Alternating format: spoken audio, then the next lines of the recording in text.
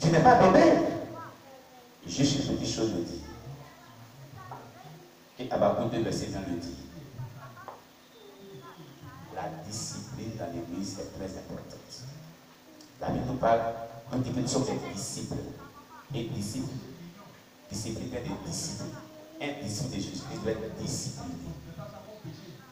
Vous comprenez bien? Voilà. Donc, dans ce merveilleux récit, et ce témoignage merveilleux de Kingsley Bami, nous étions arrivés à un point très important. On dit qu'une autre chose dont je voudrais vous parler est l'hospitalité. Si vous ne venez pas en aide aux indigents, vous êtes en train de faire disparaître votre nom dans le livre de vie. Il y a des personnes qui peuvent aider les gens, qui peuvent venir en aide aux indigents, mais de par leur comportement de méchanceté, ils refusent de venir en aide. Vous êtes en train de disparaître, faire disparaître votre nom dans le livre de vie. Votre nom est en train d'être facilité par votre attitude de méchanceté. Vous comprenez? Dieu espère que vous assistiez les orphelins, les organisations qui s'occupent des bébés sans mère et leur fournir des vivres, des vêtements et de l'argent selon votre capacité. Il espère aussi que vous donniez l'aumône aux mendiants, que vous rencontrez le long des rues. Lorsque vous faites ces choses aux gens, c'est à Dieu que vous les faites. Mais si vous ne leur faites rien, vous ne faites également rien à Dieu. Lisez Matthieu 25, verset 32 à 46. Lisez Matthieu chapitre 22, chapitre 25, pardon, verset 32 à 46. Matthieu chapitre 25, verset 32 à 46. Lisez cela. Très bien. Oui, allons-y. Matthieu chapitre 25, verset 32 à 45. Mais après que je serai ressuscité, je vous présiderai en Galilée. Pierre prenant la parole lui dit. Matthieu 25, 32 à 46. Matthieu chapitre 25, verset 32 à 46. Toutes les nations seront assemblées devant lui. Il séparera les uns d'avec les autres, comme le berger sépare les brebis d'avec les boucs. Et il mettra les brebis à sa droite et les boucs à sa gauche. Alors le roi dira à ceux qui sont à sa droite, venez, vous qui êtes bénis de mon Père, prenez possession du royaume qui vous a été préparé dès la fondation du monde. Car j'ai eu faim et vous m'avez donné à manger. J'ai eu soif et vous m'avez donné à boire. J'étais étranger et vous m'avez recueilli. J'étais nu et vous m'avez vêtu. J'étais malade et vous m'avez rendu visite. J'étais en prison et vous êtes venus vers moi. Les justes lui répondront, Seigneur, quand avons-nous vu avoir faim et t'avons-nous donné à manger, ou avoir soif et t'avons-nous donné à boire? Quand avons-nous vu étranger et t'avons-nous recueilli, ou nu et t'avons-nous vêtu? Quand avons-nous vu malade ou en prison et sommes-nous allés vers toi? Et le roi leur répondra, je vous le dis en vérité, toutes les fois que vous avez fait ces choses à l'un de ces plus petits que mes frères, c'est à moi que vous les avez faites. Ensuite, il dira à ceux qui sont à sa gauche, retirez-vous de moi, maudits, allez dans le feu éternel qui a été préparé pour le diable et pour ses anges. Car j'ai eu faim et vous ne m'avez pas donné à manger. J'ai eu soif et vous ne m'avez pas donné à boire. J'étais étranger et vous ne m'avez pas recueilli. J'étais nu et vous ne m'avez pas vêtu. J'étais malade et en prison et vous ne m'avez pas rendu visite. Il répondit aussi, Seigneur, quand avons-nous vu ayant faim, ou ayant soif, ou étranger, ou nu, ou malade, ou en prison, et n'avons-nous pas assisté? Il leur répondra, je vous le dis en vérité, toutes les fois que vous n'avez pas fait ces choses à l'un de ces plus petits, c'est à moi que vous ne les avez pas faites. Verset 46. Verset 46. Et ceux-ci iront au châtiment éternel, mais les justes à la vie éternelle. Amen. Donc ceux qui obéiront, qui assisteront les veuves, les orphelins, ils seront hospitaliers. Ils auront l'esprit de partage, ils partageront ce qu'ils ont. Ils sont les justes. Ils iront dans la vie éternelle. Mais les méchants personnes qui ne partagent pas, qui peuvent vraiment partager, mais qui ne partagent pas, voilà ce qui nous attend. Le feu du jugement éternel. Alors, c'est de cela qu'il parle ici. Qui se l'est dit? Selon que Dieu lui a dit. Concernant les mendiants, il a dit qu'il y en a qui sont vraiment des satans, ici des sorciers mendiants. C'est vrai. Mais toutefois que vous devez donner, priez sur ce que vous donnez. Dans votre cœur, vous donner. Amen. Voilà. Si la personne fait l'argent du diable, cela n'aura pas d'effet sur lui. Amen. Vous ouvrez votre don par le sang de Jésus-Christ. Amen. Et vous le lui donnez. Alléluia.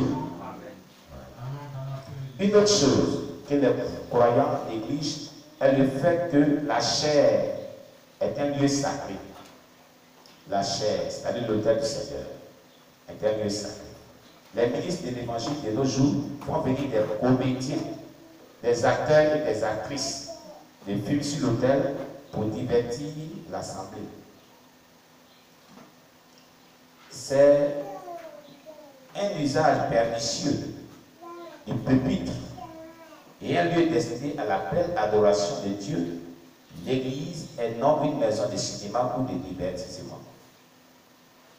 Les divertissements engendrent la mondanité, la pollution et les souillures dans l'église. Et le diable s'en est servi pour s'introduire dans des bons nombres d'églises et les a souillés. À l'occasion de cette fête, on permet aux enfants de faire des ballets à la chair, des sketchs à la chair, et ça arrive sur la comédie. Sur l'autel, on peut mettre toutes ces choses. L'autel est un lieu sacré. Un lieu sacré. On peut pas profaner de cette manière. Cela condamne. Et c'est parce qu'ils permettent cela vont rencontrer à Dieu. Et ceux qui, Samuel dit, ils vont rencontrer à Dieu. Le ministre qui fait venir ses divertisseurs pour amuser l'église ne restera pas impuni par Dieu. Parce qu'il a permis à Satan de l'utiliser pour polluer l'église. Et en plus de cela, tous ceux qui se sont réjouis ou ont été excités par ces sortes de divertissements participeront aussi à ce péché. Eux, de même que leurs pasteurs, sont en route pour l'enfer. C'est à prendre ou à laisser, et le choix vous appartient.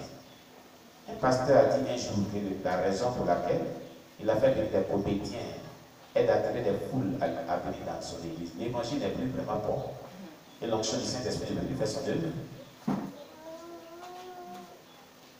Vous voyez? Que Dieu nous fasse miséricorde.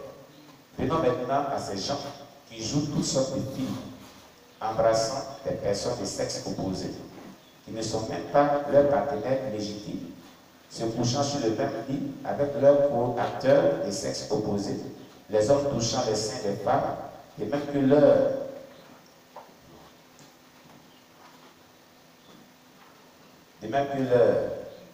fesses, et proférant toutes sortes de choses dégoûtantes, soit disant que tout ça, c'est de la production de films.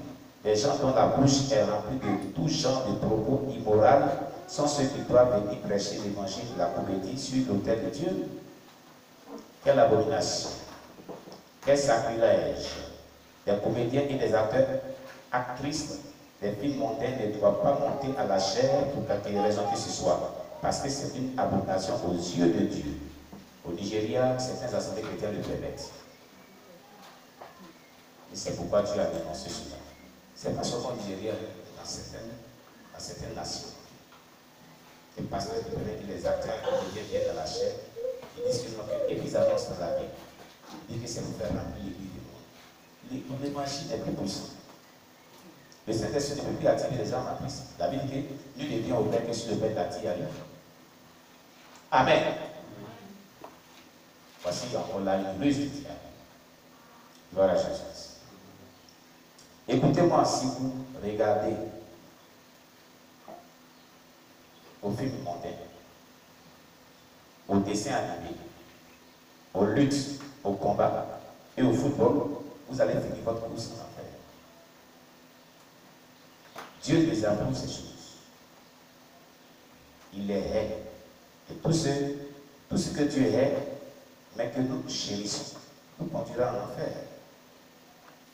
Telle voie paraît droite à un homme, mais son issue c'est la voie de la mort. Proverbe 14, verset 12. En quoi ces choses apportent de spiritualité aux gens? Il n'y a pas de spiritualité. Les athées et ceux qui les pratiquent sont des grands francs-maçons. Des grands francs-maçons. Il n'y a rien de spiritualité qui apporte du bien-être à un chrétien. Dans le football. Tous ceux qui sont les détenteurs, les responsables du sport, ce sont des satanistes. Il y a un chrétien du Babylone. Et les gens jouent avec la magie, la franc-maçonnerie. Allez sur l'internet, cliquez. Les anciens footballeurs confessent. Vous allez voir. C'est qui disent ça? C'est qui est dans le livre? Quel diable? Aujourd'hui, on envoie ça dans l'église. Il y a des matchs. Non, c'est pour gagner l'église. Oh, oh, oh. Vraiment, que Dieu nous en parle. Alléluia. La miséricorde m'a sauvé. Cette révélation me fut donnée le 22 avril 2014, déclare Chris Lebibali. Pendant que nous étions en plein programme de Pâques dans notre camp de prière en Fougue, modèle, school.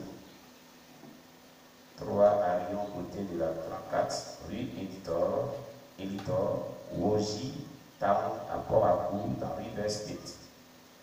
Ce camp dura 7 jours comme d'habitude. Il a débuté du 20 au 27 avril 2014 sur le même programme de camp que j'ai organisé dans l'église dénommée La Solution Merveilleuse de Dieu. Rue Odani à Elelangyo, Port-à-Court, l'an dernier qui était 2013, au cours duquel notre Seigneur Jésus-Christ vint et me donna le message que j'ai intitulé Les avertissements de Jésus à ses élus. Nous le verrons bientôt. Les avertissements de Jésus à ses élus.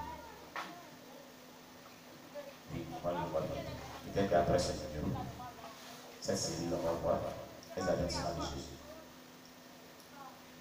Ce camp a été organisé pour tout croyant parce que notre Seigneur Jésus-Christ s'en sert pour préparer son peuple pour son avènement. Amen. Dans le camp, nous nourrissions gratuitement les participants, mais c'est uniquement les soirs parce que nous prions et jeûnons tous les jours de 6h à 18h. Dites à ses enfants d'écouter. Avec tout ça, alléluia.